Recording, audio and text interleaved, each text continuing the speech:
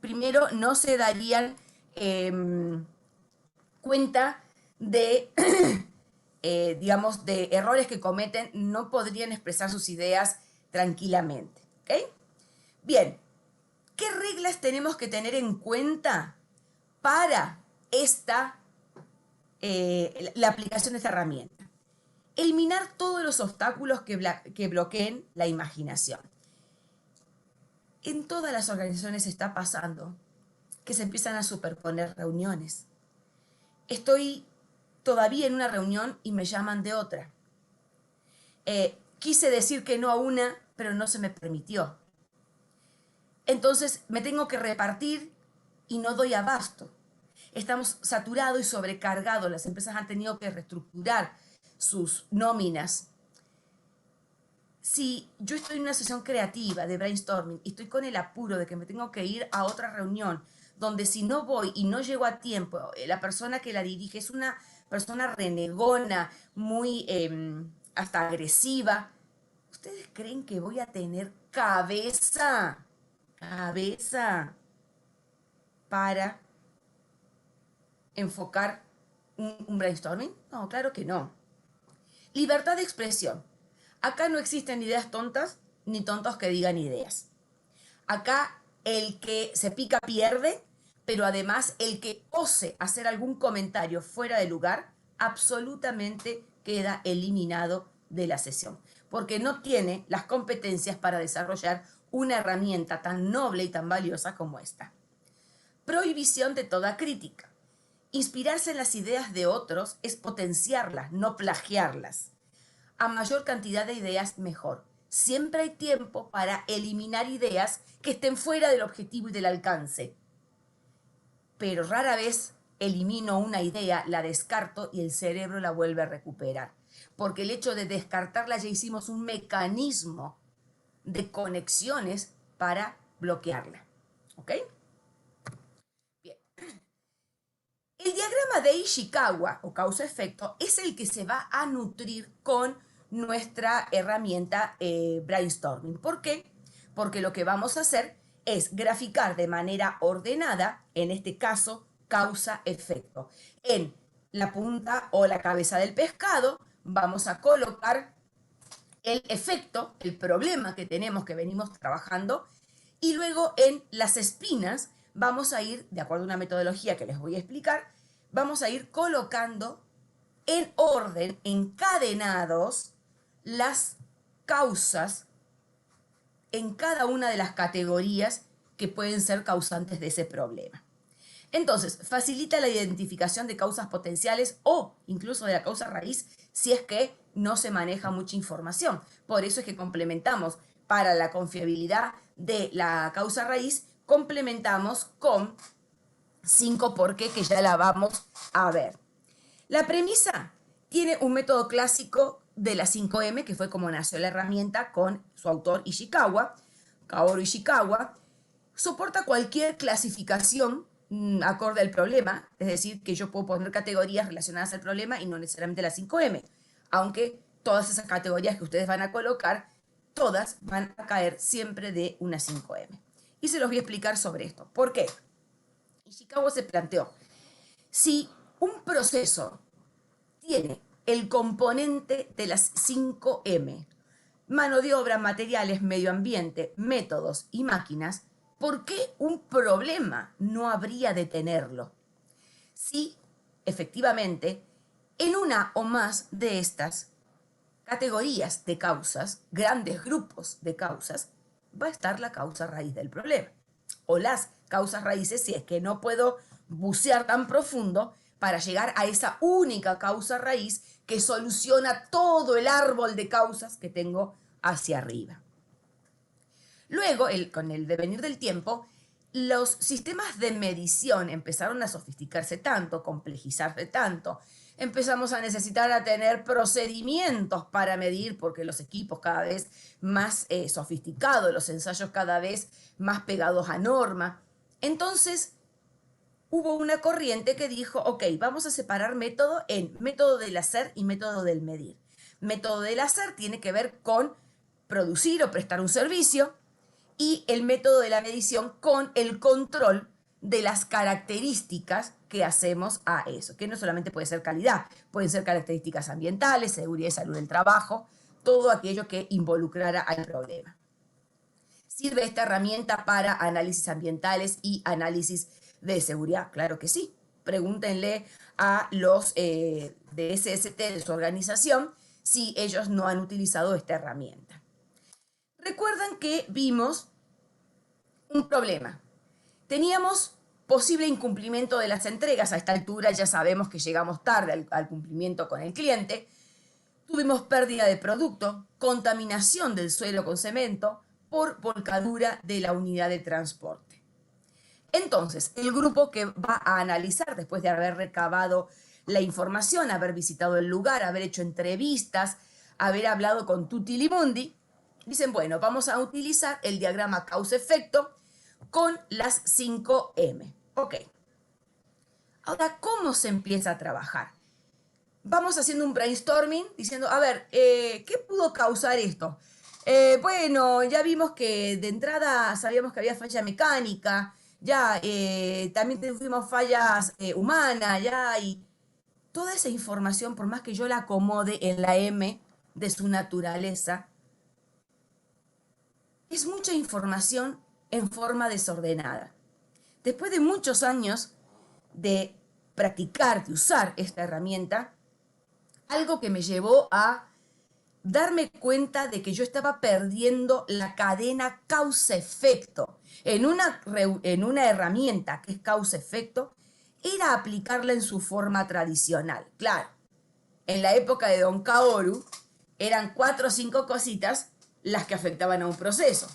Hoy tenemos información y falla humana, podemos desarrollarla hasta llegar al recóndito más recóndito.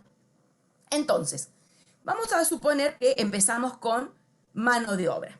Ok, preguntamos, ¿qué puede estar afectando en qué mano de obra puede estar contribuyendo a este problema? Bueno, es sabido que en tema transporte siempre puede haber falla humana. Ya, ok. ¿Y por qué hay falla humana? Bueno, generalmente son falta de competencias. Y otro dice, sí, pero también cansancio. Entonces, de esa línea de investigación, falla humana, se me abren 2 ahora. ¿Ok? Es como que en una investigación policial dijéramos, hay 2 modus operandus diferentes. Ok, vamos por uno y después vamos por el otro. ¿Y por qué esta persona tiene falta de competencias? Bueno, no ha hecho el curso de manejo defensivo. Pero ¿cómo que no lo ha hecho si es un requisito legal y aparte es un requisito de la empresa? Bueno, es que cuando consultamos a recursos humanos nos dice que no ha habido tiempo. ¿Y por qué no ha habido tiempo? Porque tienen pocos choferes. Ya, lo dejamos hasta ahí, vamos a la otra y después vemos si continuamos en esta herramienta o nos pasamos a otra, porque por ahí tenemos lo que ya indica una causa potencial. Pocos choferes, estamos hablando de pocos recursos. Y cuando llegamos a temas de pocos recursos, requerimos hacer algo un poquito más profundo. Vamos al tema del cansancio. ¿Por qué la gente está cansada? Porque tiene sobrecarga laboral. ¿Y por qué tiene sobrecarga laboral? Porque hay pocos choferes. Llegamos otra vez a lo mismo. ¿Ok? Bueno, a ver, vamos ahora a preguntar qué otras cosas de mano de obra. Bueno, puede haber habido falta de compromiso porque el personal está desmotivado, porque los salarios son bajos. Fíjense que el sentido de la flechita indica que bajos salarios es causa de personal desmotivado. Generalmente cuando llegamos a temas salariales que no son manejables dentro de la esfera de influencia del equipo de trabajo, decimos que son temas no negociables, los informamos, pero no me puedo meter en algo que yo no voy a poder solucionar, yo no le voy a poder aumentar el sueldo. Pero sí hay un patrón. ¿Por qué estamos teniendo bajos salarios?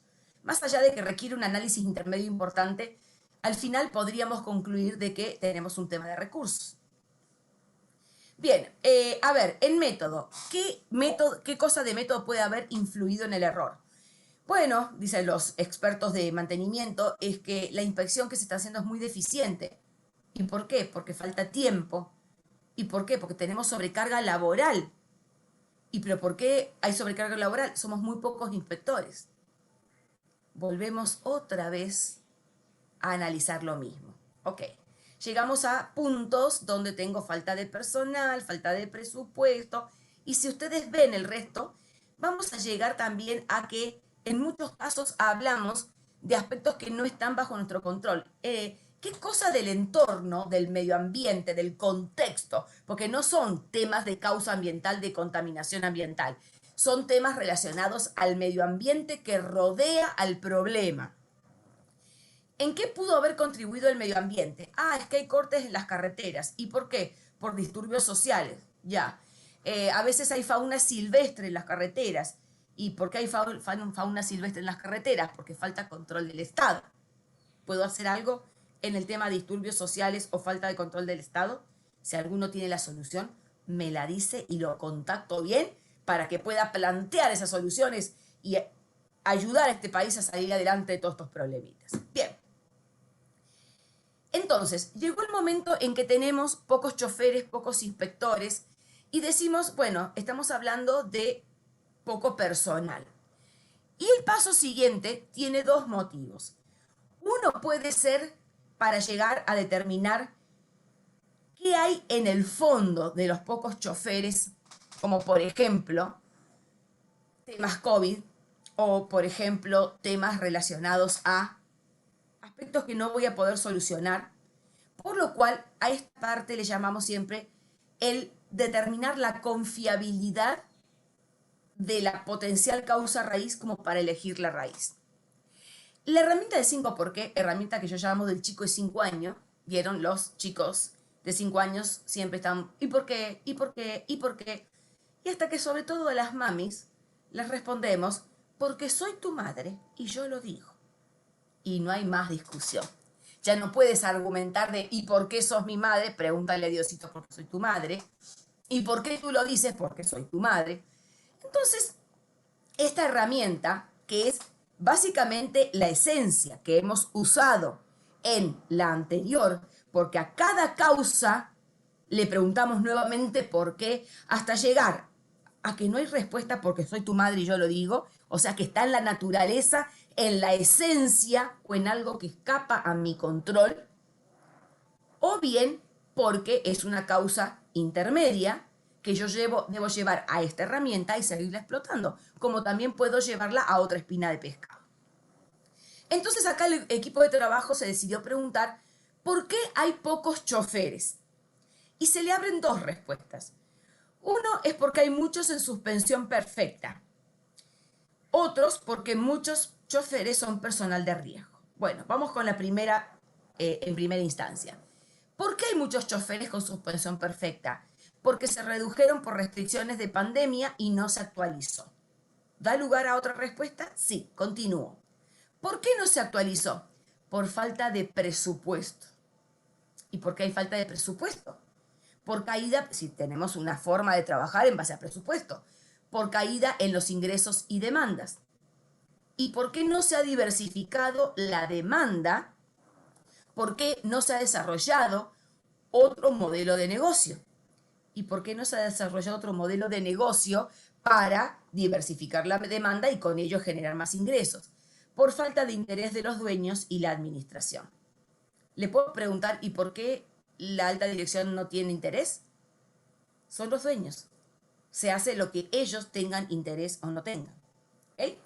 Bien, llegamos a un punto muerto donde ya no puedo seguir. ¿Por qué hay pocos choferes? Porque muchos son personas de riesgo. Pero ¿y por qué tenemos personas de riesgo trabajando si son de riesgo? Porque como tienen gran experiencia en las labores, no se quieren deshacer de ellos, prefieren tenerlos allí en un stand-by con tal vez un sueldo muy básico, pero no perderlas, que cuando esto se reactive, nuevamente esa gente me la jala. ¿Y por qué no se reemplaza entonces, aunque sea temporariamente, el personal de riesgo? Por políticas de la organización. ¿Ya? ¿Ok?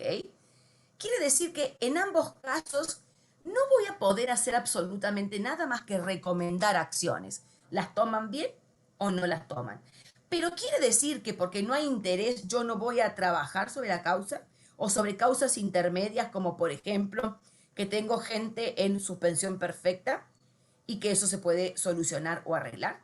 Claro que sí, ya lo vamos a ver después en la herramienta que va a continuar, que es la de propuesta de acciones con la finalidad de alivianar, si no puedo llegar a la causa raíz porque no está en mi poder, alivianar el problema.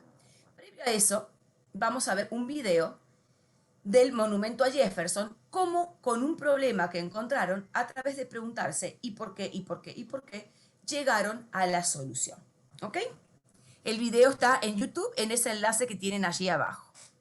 Lo voy a proyectar, me van a decir si se escucha y se ve, y luego lo retrocedo para que lo vean de nuevo desde el inicio.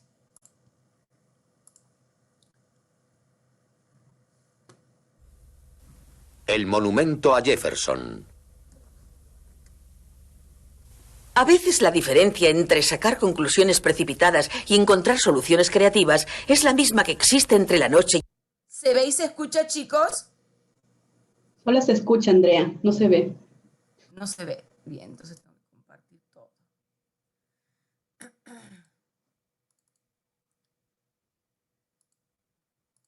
El monumento a Jefferson. ¿Se ve? Sí, ahora sí. El monumento a Jefferson. A veces la diferencia entre sacar conclusiones precipitadas y encontrar soluciones creativas es la misma que existe entre la noche y el día. Para arrojar alguna luz sobre el tema, vamos a pasar un minuto de calidad con Howland Blackiston. En la época de Thomas Jefferson, los patriotas defendieron el Capitolio de nuestra nación frente a los invasores británicos. Recientemente, el servicio del parque tuvo que defender el monumento conmemorativo de Jefferson de otro tipo de invasores. La piedra de este edificio se estaba deshaciendo. ¿Qué podría estar causando esta desintegración progresiva? La causa no era otra que los frecuentes lavados de la piedra. La razón por la que se necesitaba lavar tan frecuentemente eran los excrementos de pájaros sobre el edificio. Entonces se preguntaron, ¿por qué hay tantos pájaros en el edificio? Porque hay mucho alimento. Cientos y cientos de pequeñas y gordas arañas. Nueva pregunta, ¿por qué hay tantas arañas? Las arañas eran atraídas por moscas minúsculas, cientos de pequeños insectos, y de nuevo se preguntaron, ¿por qué hay tantísimas moscas? Todas las noches, cuando se pone el sol, millones de insectos emergen con una frenética actividad de apareamiento. Al mismo tiempo, todas las noches, el servicio del Parque Nacional enciende los potentes focos que iluminan el monumento. Los excitados insectos son atraídos a la luz. ¿La solución? El servicio del parque ha retrasado la iluminación diaria del monumento a una hora después de la puesta del sol. La población de dichos insectos minúsculos ha disminuido el 90%, han roto la cadena alimenticia y por ello son necesarios menos lavados. Así que asegúrese de que está trabajando con toda la información y llegue hasta la verdadera raíz causante del problema. Estos resultados pueden ser literalmente como el día y la noche. Para Durán Institute, soy Howland Blackiston con otro minuto de calidad.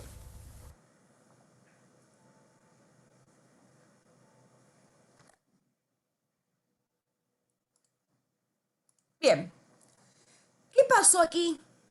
Pues lo que vamos a ver en la lámina siguiente.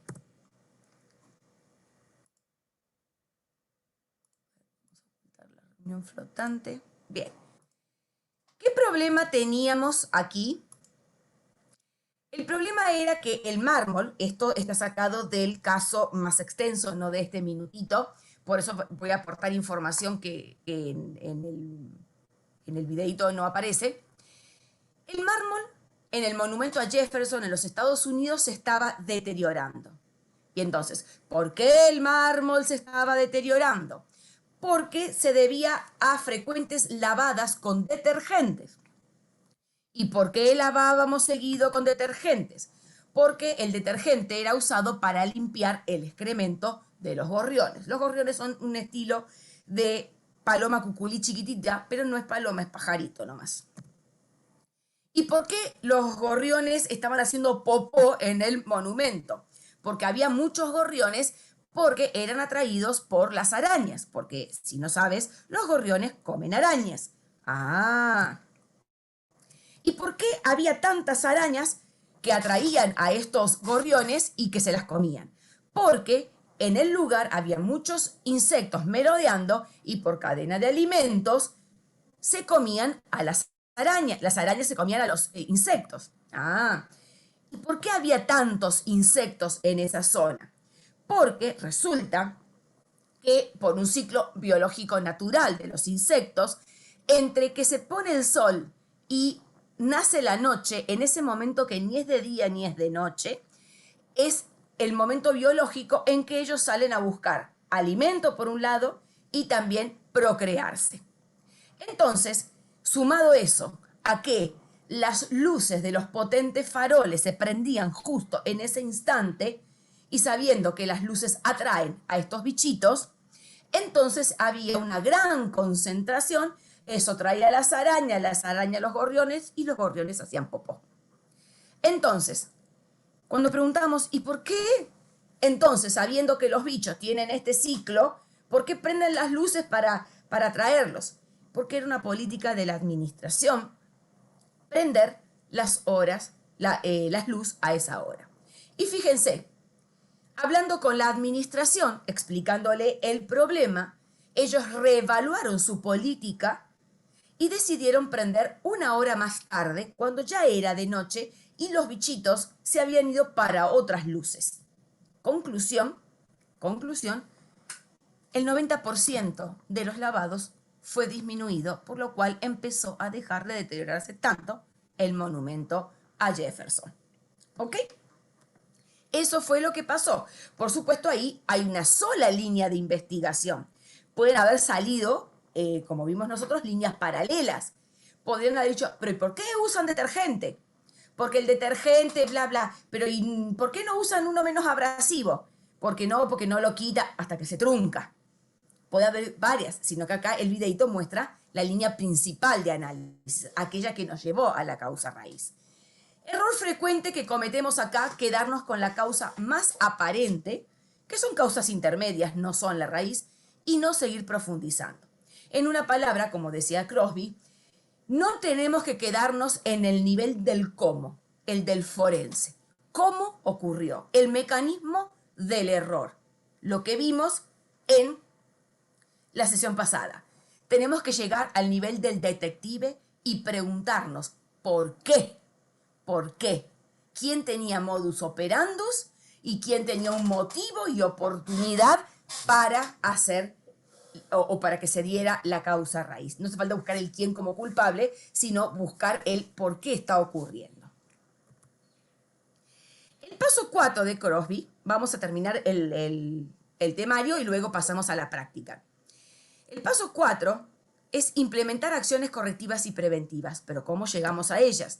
Bien, primero reunimos personas que estén relacionadas al problema, a la solución, a los recursos, a autorizar recursos también para la solución. Por eso es que el equipo no necesariamente es el mismo que para la investigación. O sí, dependiendo cómo esté armada mi organización. Vamos a generar las opciones de acciones a través de herramientas como el brainstorming, puede ser una consultoría especializada o el benchmarking. El benchmarking es una herramienta que permite aprender de los que mejor están haciendo las cosas, consultar cómo ellos están abordando los mismos problemas que tenemos nosotros. Pueden ser del mismo sector o pueden ser de otro sector. Para elegir de toda una gama de acciones que han surgido, que no son partes de una misma acción, sino que son diferentes estrategias o acciones, usamos la herramienta diagrama o matriz de relaciones y matriz de priorización que vamos a ver. Pero antes de llevar la solución a la práctica, la vamos a plantear en un plan, desatándola, desarmándola en todas sus acciones, o sea, en todas sus componentes, estableciendo lo que necesita todo plan de trabajo verdadero. Acciones, responsables, fechas, cronograma, recursos, indicadores, si es que vamos a medir indicadores, avances, si es que vamos a medir simplemente cumplimiento. Recordar que las acciones deben estar también relacionadas con aquellos riesgos que puedo no haber identificado. y que obviamente en esta etapa, al implementar acciones, debiera de hacer una evaluación de riesgos para ver si estas acciones no me generan nuevos riesgos. El diagrama de matriz lo vamos a ver directamente sobre la imagen. Este es el original, diagrama de matriz. Nos permite, en una tabla o en una matriz de doble entrada, en este caso, por ejemplo, relacionar requisitos del cliente versus las características del producto que fabricamos nosotros para ver cuál de ellas en orden de intensidad tiene mayor influencia. A esas características las terminamos llamando después característica crítica. Característica crítica significa que tiene más influencia en mayor cantidad de requisitos del cliente, por lo cual deben ser prioritarias. ¿Ok? Si yo tuviera que llevar control estadístico de procesos, herramienta que, bueno, hoy por hoy con Minitab cualquiera lo hace, sí, cualquiera carga los datos, pero de ahí a interpretar los resultados tienes que seguir sabiendo de estadística como antes, cuando lo hacíamos manual. Entonces, en ese caso decimos, ok, vamos a llevar control estadístico de procesos solo para las 3 características críticas de mayor puntaje. Y esta lo que me permite ver es la intensidad de relaciones. De aquí surge el diagrama de matriz y priorización. Tabla de doble entrada, donde en acciones de mejora puede ir cualquier cosa. En este caso, acciones de mejora. Fíjense que las acciones de mejora no son parte una de la otra, son complementarias más bien. En algunos casos pueden ser excluyentes. Si aplico una, no me da lugar a aplicar la otra. En este caso, ¿qué hicieron el equipo de investigación? Dijo, ok, vamos a plantear estas acciones, vamos a convocar a varias áreas y ellos, de acuerdo a criterios que tenemos acá abajo, que van desde 1 a 4, cuidado porque siempre el de impacto es inverso, a 1 significa malo impacto, en cambio 4 mucho. Cuando en dificultad 4 sería ninguna y 1 es mucha, ¿ok? ¿Y qué han hecho acá? Han armado su, básicamente, prácticamente, matriz de priorización y han determinado cuál es la acción que mayor puntaje tiene. ¿Y qué quiere decir? ¿Que el método dice que sí o sí elijo esa? No necesariamente. Yo puedo justificar por qué no elegí la que tiene puntaje 48, porque, por ejemplo, podría ser muy costosa, y eso hace que tenga mucha dificultad. Si bien se la tercerizo con una empresa de estas de contratación de personal, puede que el costo no esté dispuesto a asumirlo. Entonces, necesariamente tengo que sí o sí o sí. No necesariamente. Yo puedo elegir otra justificando el por qué. Ya todo esto lo vamos a ver en la práctica y es mucho más firme. Seguimiento del plan de implementación y de la efectividad. ¿Es lo mismo? No. Seguimiento del plan de implementación es ver que las acciones se van implementando en tiempo y forma, que va avanzando. Yo no puedo verificar eficacia si aún no se termina de implementar, porque las acciones generalmente empiezan a dar resultados de eficacia cuando ya han sido implementadas y ha transcurrido un tiempo que estimamos como prudencial. Acá Crosby nos decía, mira, una acción correctiva aplicada con más de 90 días, eso ya es un proyecto de mejora y debes gestionarlo como proyecto, no como una acción. Y vamos a ver entonces de qué trata la verificación de la eficacia. La verificación de la eficacia se debiera determinar para cada acción en particular. Yo puedo tener parámetros generales en el procedimiento de no conformidades y acciones correctivas o acciones de mejora. Sí, puedo tener información general. Sin embargo, para cada problema debiera de evaluar si me aplica o no. ¿Por qué? Porque yo puedo necesitar mandar a construir en una nave una máquina nueva y esa acción correctiva que me va a solucionar el problema de a cada 2 años, ¿cómo va a estar atendida ahora? Con acciones de contención. Y la eficacia defino a partir de cuándo. una vez que la máquina entra en operación, en régimen, es decir, entra en régimen natural y normal, no de prueba, de ahí en más cuánto tiempo necesito para demostrar la eficacia. Va a depender de las veces que realice el ciclo que generaba la no conformidad esa nueva máquina. Entonces, ¿qué cosas consideramos para definir la verificación de la eficacia? El plazo en que voy a poder hacerlo, con qué método voy a determinar, puede ser una inspección, una auditoría, quiénes son los responsables de demostrarla o de hacerle también seguimiento. ¿Le vamos a hacer un seguimiento cuantitativo o cualitativo? Cuantitativo tiene que ver con indicadores que vayan reportando la eficacia que está dando a través de, por ejemplo, la disminución de productos no conformes. Si hablamos de una acción correctiva que tenía que generar un cambio actitudinal en los trabajadores, pues haré entrevistas. Obviamente puedo ser muy claro y muy preciso con la evidencia que muestre o no la repetición de la causa-efecto de la no conformidad. Es decir, puedo detectar el efecto y obviamente la causa, o puedo detectar la causa latente sin que se haya producido todavía el efecto. Revisión si fuese necesario. ¿Ok? Bien. Entre lo que han leído de las herramientas que les solicité que leyeran para hoy, si es que no lo habían leído para la primera sesión, vamos a realizar la parte 2 de este aplicativo que veníamos realizando de la siguiente manera.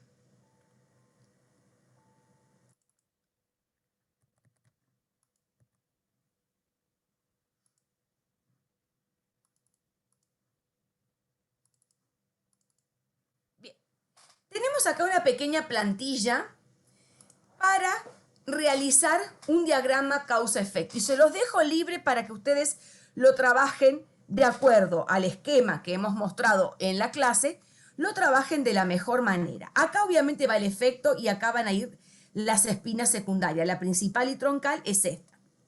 Pueden trazar espinas e ir escribiendo o simplemente pueden poner acá, por ejemplo, materiales y preguntar, materiales, ¿en qué pudiste contribuir al problema? Y les pueden salir de primera línea 1, 2, 3, 4 respuestas. Luego van a escoger cada una de ellas y le van a seguir preguntando hasta llegar a, porque soy tu madre y yo lo digo, ¿ok? Entonces pueden salir a la par varias. Puede salir una y más por acá abajo abrirse.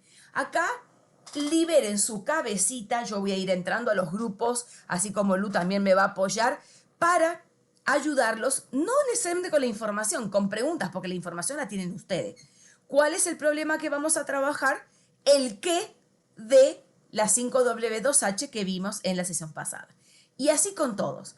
Cuando ustedes llegan a un determinado punto y piensan que esa cláusula, que esa causa requiere o puede tener el potencial de seguirse explotando para llegar verdaderamente a porque soy tu madre y yo lo digo, entonces podemos ir a la herramienta 5 por qué. Esa causa que me traigo de allá, no el problema nuevamente, sino la causa, la coloco acá y empiezo a preguntar. ¿Y por qué esto? Por esto. ¿Y por qué esto? Por esto. Y así sigo preguntándome. El 5 por qué a veces no es necesario cuando el análisis que hemos hecho en causa-efecto es lo suficientemente profundo. Adicionalmente, son herramientas complementarias porque yo puedo seguir explotando las causas que voy obteniendo en los 5 por qué, en el Ishikawa, en los 5 por qué, pero también son excluyentes. ¿Por qué? Porque yo puedo decidir no utilizar la espina de pescado y venirme acá y decir, bueno, el problema era la volcadura del camión. Ok, ¿y por qué se pudo haber volcado? Por A, por B, por C, y pueden salir muchas líneas. ¿Puedo enfocar esto con la 5W2A, con la 5M? Sí, pero ya se complica. Por eso les recomiendo que la mejor forma de utilizarlas y aplicarlas sea esta que les recomiendo. Primero hacemos análisis en espina de pescado o Ishikawa. Luego, las potenciales causas que yo identifique, me las traigo a los 5 por qué para ampliarlas, para explotarlas. ¿Ok? Bien, vamos a hacer eso. Lu, tenemos los grupos.